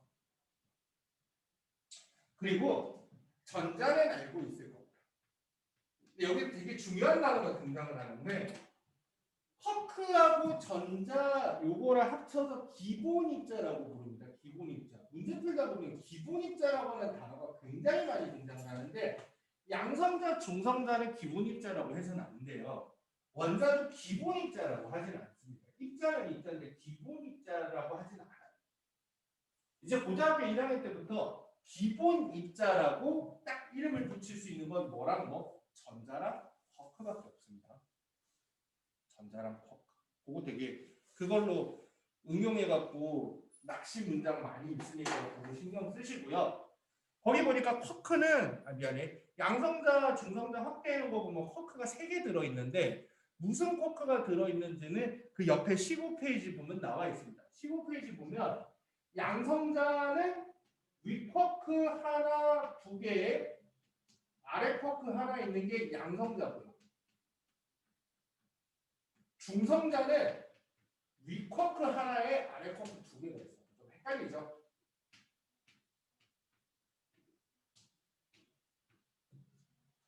둘 하나 있다는 거 잘 기억해두고 위가 플러스의 이미지가 있잖아요. 플러스 이미지 있는 게 위가 2개인 게 양성자라고 기억을 하시면 돼요. 우리가 뭐 중학교 때부터 과학 배우다 보면 기억이 날 수 있는데 전자는 마이너스의 음전화를 띠게 되고 양성자는 플러스 전화를 띠게 됩니다. 중성자는 전화를 띠지 않아서 중성이라고 이름을 붙이죠. 근데 양성자가 보통 플러스 1의 전하량, 중성자는 0의 전하량, 전자는 마이너스 1의 전하량을 가진다라고 하는데 양성자가 플러스 1의 전하량을 가지는 이유가 쿼크를 배우고 나면 위 쿼크는 플러스 3분의 2의 전하량을 가지고 아래 쿼크는 마이너스 3분의 1의 전하량을 가지기 때문이다라고 알려져 있습니다. 그러니까 플러스 3분의 2, 플러스 3분의 2 해서 플러스 3분의 4에 마이너스 3분의 1 해서 플러스 1의 전하량을 가진다고 알려져 있어요. 이건 뭐 나오는 학교도 있고 안 나오는 학교도 있어요. 뭔데? 뭐 쓰는데 어려운 거 아니니까. 이거는 플러스 3분의 2에 마이너스 3분의 1짜리가 2개 붙어서 전하를 떼지 않는다라고 얘기를 하고요. 이거는 이제 물리학자들이 양성자고 중성자가 어떻게 붙어 있게 되는 나중에 보면 원자 핵이 양성자, 중성자가 모여서 붙어 있거든. 양성자랑 중성자가 어떻게 붙어 있는지를 설명을 하다 보니까 어떤 입자를 양성자, 중성자 안에 그 힘을 양성자, 중성자 붙는 힘을 매게 할 수 있는 입자가 필요했고 그 양성자, 중성자 안에는 더 작은 입자가 들어있을 거라고 예언을 했는데 여러 실험을 통해서 다 확인이 되었죠. 지금은 교과서에도 실리게 됩니다. 그리고 선생님이 고등학교 다닐 때는 쿼크가 교과서에 없었어요. 그때만 했어도 아직까지 완벽하게 다 찾은 상태가 아니었어요. 근데 지금은 이론적으로 거의 확립이 돼가지고 교과서에 나와요. 이 정도는 알고 있습니다. 그러니까 왼쪽에 있는 그림 그리고 기본 입자라는 건 쿼크와 전자다. 쿼크라는 건 물질을 구성하는 양성자, 중성자를 만드는 재료가 되고 이 쿼크 2개 있으면 양성자, 아래 쿼크 2개가 있으면 중성자가 된다는 거죠. 자, 15페이지에 보면 빅뱅과 입자 생성해가지고 우주 처음부터 어떤 일들이 벌어졌는지 쭉 나오게 되는데 우주는 거기 보면 우주의 나이가 띵 나와요. 빅뱅이 언제 벌어졌냐면 138억 년 전이다. 진짜 늙었네. 오래됐다. 그죠? 선생님 학교 다닐 때는 우주의 나이가 이게 아니었어. 약 100억 년이라고 돼 있기도 했었고 약 70억 년이라고 돼 있기도 했었고 과학기술이 발전하면서 우주 관측 기술이 발전하면서 우주의 나이가 늘었어. 앞으로도 늘 수가 있어. 재수 없으면 얘는. 근데 지금은 이렇게 돼 있으니까 138억 년 전에 빵 하고 빅뱅이 생겼다라고 생각을 합니다. 빅뱅. 빅뱅 우주론은 아까 전에 이제 정상 우주론하고 비교가 됐었는데 우주가 빅뱅 우주론의 핵심은 우주가 커졌습니다가 아니고 우주가 커졌습니다는 그냥 팽창 우주고요. 한 점에서 시작해서 급격하게 팽창하였습니다. 그래서 쭈악 우주 커지면 쭈악 이렇게 써는 거야. 이 그림. 우주가 빵 하더니 팍 하고 커졌다는 거야. 우주가 이렇게 해서 이렇게 커졌대요. 빅뱅이 일어나고 나서 처음에 물질을 이 단원이 뭐였지? 물질을 다룬 거였죠. 기본 입자만 생성이 되었고요. 쿼크와 전자만 생성이 된 거야. 그리고 이제 시간이 좀 지나서 쿼크들이 양성자하고 중성자로 이렇게 바뀌게 됩니다. 양성자, 중성자. 양성자, 중성자 안에는 이제 쿼크가 3개씩 붙어 있죠. 이게 왜 그러냐면 기본적인 스토리는 이런 거예요. 우주에서 이제 빵 하고 터졌을 때 기본 입자가 생성이 되었는데 그 기본 입자들이 이제 모여서 붙어서 물질을 구성하는 원자가 될 거예요. 그 원자들이 또 모이고 해서 분자가 되고 물질이 될 거예요. 근데 우주 초기에는 너무나 뜨거웠기 때문에 대폭발이 있었잖아. 너무나 뜨거웠기 때문에 너무 뜨거우면 입자들이 붙지를 못하는 거야. 왜? 막 활발하게 돌아다니고 있어. 붙지를 못해. 그래서 처음에는 안 붙었다가 우주가 커지면서 좀 식는 거야. 아까 온도가 내려간다 그랬지. 우주가 식으면서 붙어나가는 순서를 표현을 하는 거예요. 그래서 빅뱅이 지나고 나서 한 3분 정도 지나고 나면 아직도 더럽게 뜨거워. 10억 켈빈. 엄청 뜨겁기는 하지만 요 정도 되면 이제 양성자하고 중성자들이 붙기 시작을 해서 거기 보면 헬륨 원자핵이라는 걸 만들게 됩니다. 헬륨 원자핵을 만들게 됩니다. 한 3분 정도 걸립니다. 뭐 이렇게 디테일하게 무슨 라면 끓이는 것도 아니고 138억 년 전에 이제 빅뱅이 나서 3분 정도 지나면 수소 헬륨 생겼다 이런 걸 어떻게 하냐면 우주 초기 조건을 가정을 해놓고 지금의 이제 관측 결과를 바탕으로 한 우주 팽창 속도를 대입을 해서 시뮬레이션을 해서 얻어낸 결과입니다. 거기 보면 헬륨 원자핵하고 수소 원자핵이 있는데 이게 뭔지 알려면 15페이지 우리 보고 있는 페이지 제일 밑에를 한번 보고 오면 좋아요. 거기 보면 수소 원자하고 헬륨 원자를 어떻게 되어 있는지를 보여주는데 아는 사람도 있겠지만 모르는 사람은 이번 기회에 알아두세요. 수소 원자 오히려 일반적으로 말하는 수소는 양성자 하나로 된 원자 핵을 이루고 있어요. 그리고 그 주변에 전자 하나가 돌아다니고 있는 게 우리가 생각하는 수소 원자입니다. 그리고 그 밑에 헬륨 원자가 있는데 헬륨 원자는 양성자가 2개가 있어요. 대신 중성자도 2개가 붙어 있어서 이런 원자핵이 양성자 2개, 중성자 2개로 되어 있는 원자핵이 있고 전자가 주변에 2개가 돌아다니고 있어요. 그러면 여기서 알고 있어야 되는 게 빅뱅이 일어나서 쿼크들이 양성자, 중성자로 바뀌고 나면 중성자들은 자기 혼자서는 아무것도 못해. 중성자들은 양성자랑 붙어갖고 헬륨 원자를 만들 수 있어. 그리고 양성자는 그냥 지 혼자서 수소 원자를 만들 수 있거든. 근데 거기도 보면 있고 뒤에도 또 설명을 하겠지만 양성자랑 중성자 중에서 중성자 개수가 좀 적었다. 중성자 개수가 적었기 때문에 모든 중성자들은 헬륨 원자핵을 만들고 중성자랑 결합하지 않은 그 양성자들은 수소 원자핵을 만든 거야. 여기서 알아가야 되는 건 아직도 전자는 그냥 돌아다니고 있어. 전자는 아직도 싸돌아다니고 있어. 그러고 나서 우주가 더 시간이 지나서 38만 년. 138억 년 전 빅뱅이 일어나고 나서 빅뱅 이후 38만 년이 지나고 나면 우주 온도가 이제는 그래도 좀 현실적인 온도까지 떨어지게 됩니다. 3000 켈빈. 해양 표면 온도가 6000 켈빈이니까 그래도 많이 내려왔네요. 우주 전체 온도라서 여전히 뜨겁긴 뜨겁지만 이 정도 온도까지 내려오면 드디어 돌아다니던 전자들이 수소 원자핵에 붙게 되어서 수소가 생기게 돼요. 저긴 수소 원자죠. 보통 수소가 생겼다라고 많이 그래요. 그리고 여기는 헬륨이 생기게 돼요. 헬륨 원자가 생겼다.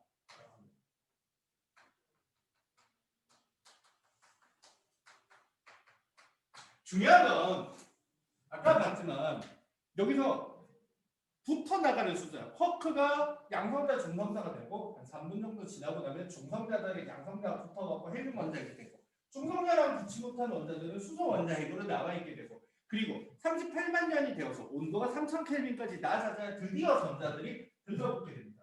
문제가 이제 여기서 함정을 많이 하는 것 중에 유명한 거 뭐냐면 여기는 원자가 생성이 된 게 아니고 원자핵이 생긴 거예요. 전자가 원자핵에 붙고 나야 원자핵이 생성이 된 겁니다. 그래서 원자가 생성이 된 건 이 시점이지 이 시점이 아닙니다. 이때는 아직 원자가 생성된 게 아니라고 봐요. 이때가 원자가 생성이 된 거예요. 생성이 아니고 생성.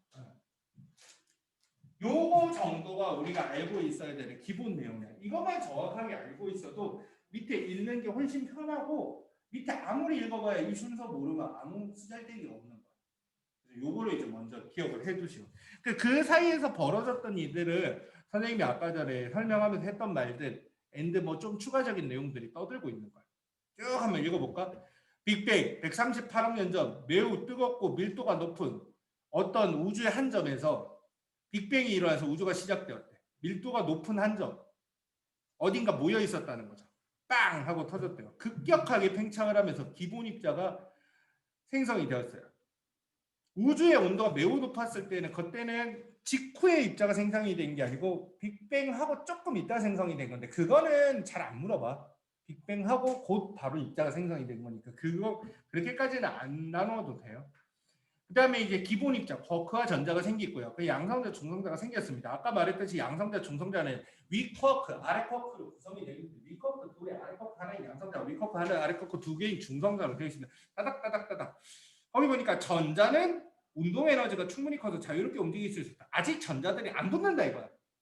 원래 원자는 원자핵에 플러스 전하를 띠는 입자가 있기 때문에 전자를 끌어당겨서 잡아두고 있는 건데 얘네들이 너무 뜨거우면 하도 빨리 돌아다녀 못 잡는 거야. 그래서 아직까지는 전자가 붙지 못했어요. 그리고 그 말이 조금 중요한데 아마 오늘은 거기까지는 못할 거예요. 근데 간단하게 읽고 넘어갑시다. 참고로 그 내용은 더 19페이지에 가면 다시 자세하게 얘기를 합니다. 양성자와 중성자가 생성된 초기에는 개수가 비슷했으나 점점 양성자 개수가 많고 중성자의 개수에 비해 양성자가 많아졌다라고 되어 있는데 정확하게 말하면 양성자가 많아진 게 아니고 중성자랑 양성자가 비슷하게 있다가 중성자들이 양성자로 바뀌어갔다라고 생각합니다. 우주가 팽창하고 식는 과정에서 꽤 많은 중성자가 양성자로 바뀐 거예요. 그래서 나중에 보니까 양성자가 훨씬 많았던 거예요. 양성자가 더 생성이 된 건 아니고요. 중성자가 양성자로 바뀐 거죠. 그래서 양성자는 그 자체로 수소 원자핵이 되고 원자핵이 됐고 중성자는 양성자랑 붙어가지고 헬륨 원자핵이 되었습니다. 빅뱅 이후 이제 3분 정도 지나면 헬륨 원자핵이 생성이 되었고요. 아까 말했듯이 38만 년이 도달했을 때는 전자들이 붙어가지고 어쩌고저쩌고 됐죠. 여기서 이제 요거 과정이 제일 중요하고요. 그 다음 할 수 있는 말이 거기 보면 그 문장 보이나요? 빅뱅 약 3분 이후에 수소 원자핵과 헬륨 원자핵의 질량비는 3대 1입니다. 이거는 외워둬야 되는 건데 어떻게 그렇게 됐는지는 다음 시간에 조금 더 얘기를 하기는 할 거예요. 근데 그건 알고 있어야 돼요. 그리고 그 밑에 문장.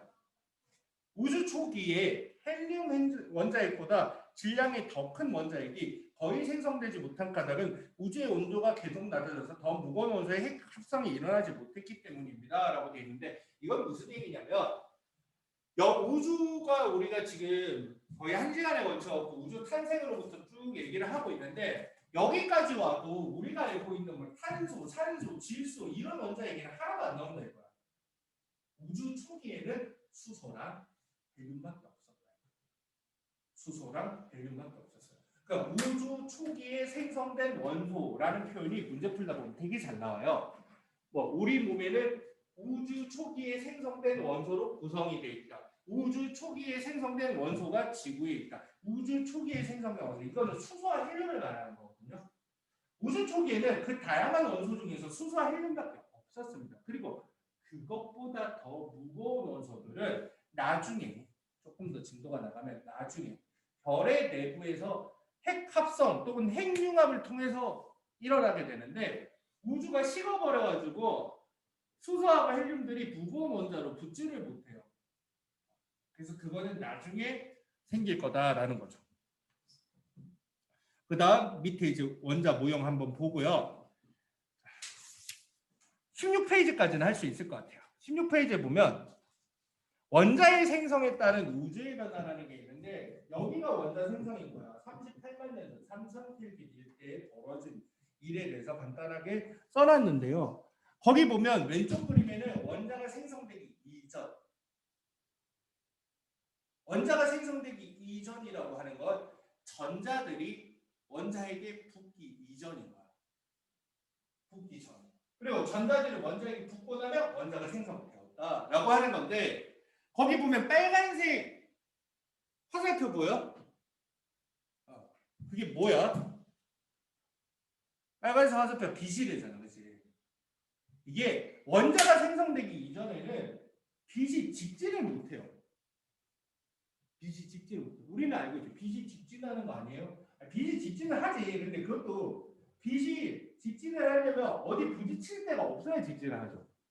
우주 공간 안에 빛이 쭉 하고 텅 비어 있으면 쭉 하고 사방팔방 뻗어서 나가야 되는데 아직 우주가 원자핵하고 전자가 결합되기 전에는 빛이 원자핵과 전자의 방해를 받아가지고 제대로 돌아다니질 못해. 빛이 쭉 뻗지를 못해. 막 튕기게 돼요.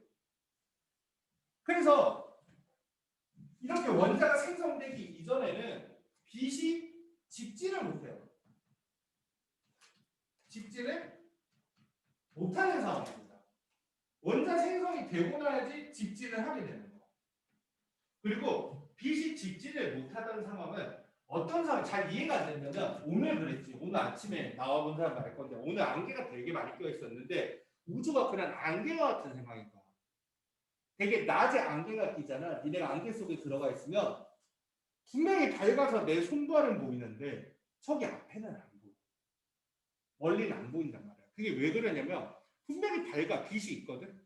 근데 빛들이 뻗지를 못하니까 저기 멀리에서 빛이 못 오는 거야. 내 근처의 빛밖에 보이지 않는 거죠. 빛이 직진을 못하니까.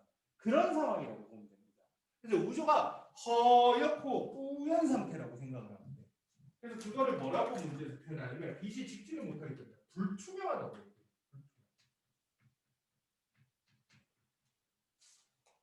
혹은 흐리다고 표현해요.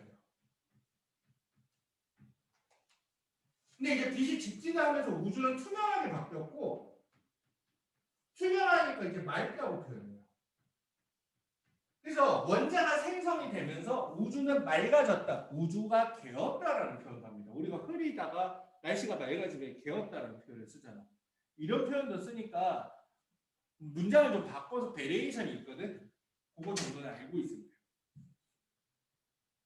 근데 가모프가 아까 두 가지 정도의 빅뱅의 증거를 예측을 했는데 그중 하나가 이거야. 우주가 급격하게 팽창을 했다면 어느 시점인가 한 점에서 빵 터졌으면 그때 초창기에 우주 사방팔방으로 퍼져나간 빛이 있을 텐데 그걸 아마 흔적이 있을 거다라고 생각을 해요. 그 빛이 언제 터진 거냐면 이 38만 년이 되었을 때 원자가 생성되면서 우주가 투명해질 때 갇혀있던 뻗어나가지 못하는 빛이 일제히 사방팔방으로 쫙 하고 흩어지게 됩니다. 그 빛이 지금도 없고요. 그걸 뭐라고 하냐면 우주 배경 복사라고 합니다. 이 38만 년일 때 되게 중요한 사건이 벌어지는데 이 원자가 생성되면서 빛이 집진을 하게 돼요. 그때 퍼져나간 빛이 뭐라고? 우주 배경 복사라고 합니다. 문제 풀다 보면 우주 배경 복사는 언제적 빛이다 이거 잘 나오거든. 그럼 언제적 빛이다라고 하냐면 빅뱅 때 빛이 아니고 빅뱅이 일어나고 38만 년이 지나가 원자가 생성됐을 당시 우주의 온도가 3000켈빈인 그 당시의 빛이다라고 얘기를 하는 거야. 자, 16페이지 그게 바로 우주 배경 복사라고 하는 겁니다. 우주 배경 복사는 그 읽어보면 알지만 가모프라는 사람이 예측을 했어요. 예측을 했는데 처음에는 발견이 되지 않다가 거기 보면 펜지어스와 윌슨 두 사람의 이름이 등장을 하는데 그 두 사람은 우연하게 어떤 전파를 감지하게 됩니다. 마이크로파를 전파를 감지하게 돼요. 라디오나 이런 전파에 관심이 많았던 두 친구들은 뭘 하다가 이상하게 뭐 소리도 아니고 라디오 다른 방송국에서 오는 소리도 아니고 무슨 전파를 감지를 해내게 되는데 그 전파가 이게 잡음 같아 들기 싫어가지고 좀 그 전파가 안 들리는 방향을 찾아보려 했는데 어느 쪽 방향으로 해도 이 소리가 들린다. 그러니까 이게 되게 신기한 현상이다라고 하면서 이 두 사람이 그거를 학계에 발표를 하게 됩니다. 그거에 대해서 관심 있게 보는 사람이 어디서 관심 있게 봤냐면 천문 연구하는 사람들이 보게 됐는데 이 두 사람이 찾아놓은 사방팔방에서 온다는 그 전파는 진짜 사방팔방 오는 걸까 하면서 큰 레이더, 전파를 감지하는 레이더를 이용을 해가지고 더 큰 규모의 실험을 하게 됐는데 사방팔방뿐만 아니고 우주에서도 더 오고 있어요. 모든 방향에서 이 전파가 다 감지가 돼요. 도대체 이 전파의 정체가 뭘까 하다가 이거다. 이게 가모프가 얘기한 건가 보다. 이 모든 방향에서 뻗어오는 이 전파는 우주 배경 복사인가 보다라고 하게 돼요. 전파. 마이크로파라고 하죠. 근데 왜 우리 눈에 빛이 아닌 이런 전파, 마이크로파 형태로 보이냐면은 이렇게 설명을 합니다. 분명히 빅뱅 그 초기에 이 원자가 생성된 당시에 뻗어나간 빛은 우주 온도가 3000켈빈일 때 아마 뜨거워서 가시광선 형태로 뻗어나갔을 것 같아요. 근데 우주가 팽창하면서 온도는 자연스럽게 식게 되고 지금 우주의 평균 온도는 3켈빈 정도밖에 되지 않습니다. 그러니까 우주가 식으면서 이 가시광선에 해당하는 파장들이 자연스럽게 파장이 늘어나가지고 지금은 마이크로파 형태로 관측이 된다는 거예요. 그래서 16페이지 그 오른쪽 아래쪽에 보면 별로 지나치기 쉬운 그림인데 이런 그림 있지, 이런 그림. 이 그림이 뭐냐면 우주 배경 복사가 우주로 사방팔방 뻗어나간 빛인데 그때 당시에 뻗어나갔을 때는 파장이 짧았지만 지금은 온도가 낮아지면서 파장이 길어져서 가시광선 형태로 관측이 되는 게 아니고 전파, 마이크로파 형태로 관측이 된다라는 거야. 이게 바로 펜티어스와 윌슨에 의해서 찾아진 우주 배경 복사죠. 그리고 16페이지 오른쪽 아래 보면 뭐 이상한 얼룩덜룩한 공이 보이는데 그거는 인공위성을 써와가지고 우주에서 지구 대기에 영향 없이 한번 살펴본 우주 배경 복사입니다. 우주 배경 복사를 관측하기 위해서 쏘아 올릴 위성은 3가지 정도가 있다고 알려져 있어요. 물론 그것만 보려고 쏜 건 아니고 여러 가지 임무 중에서 우주 배경 복사 관측이 있는데 니네가 문제를 풀다가 WMAP, 호비, 플랑크 이 3가지 이름 중에서 하나가 나온다면 우주 배경 복사를 관측하기 위한 언어가 얘가 관측했다고 해도 맞고 얘가 관측했다고 해도 맞고 얘가 관측했다고 맞습니다. 그걸 관측해 보면요 거의 전 우주 모든 방향에 대해서 거의 3켈빈으로 일정한 파장이 검출이 됐고요. 얼룩덜룩한 건 뭐냐면 약간 아주 미세한 온도 차이를 표현을 한 건데 그 가장 온도가 높은 곳하고 가장 온도가 낮은 곳이 플러스 마이너스 300 마이크로 켈빈 0.0006 켈빈밖에 차이가 안 나거든. 그러니까 거의 일정한 거야. 그래서 이 거의 균일하고 일정하죠. 하지만 미세한 차이가 있는 거야. 이 미세한 차이 때문에 우주에 퍼져나갈 때 어디에는 별이 생기고 어디에는 은하가 생기고 어디에는 빈 공간이 됐는지를 설명한다라고 합니다. 여기까지가 우주 배경 복사예요. 선생님이 좀 구석구석 안 본 부분은 여러분들이 다시 한번 읽고요. 우주 배경 복사까지는 공부를 하도록 합니다. 그리고 18페이지, 19페이지 내용은 선생님이 추가적인 설명을 하기는 하겠지만 좀 그 내용 안 배워갖고 문제 풀기 그러면은 읽어보고 문제 풀어도 됩니다. 일단은 4단원부터 마저 다 하세요. 오늘은 여기까지 할게요. 고생했습니다.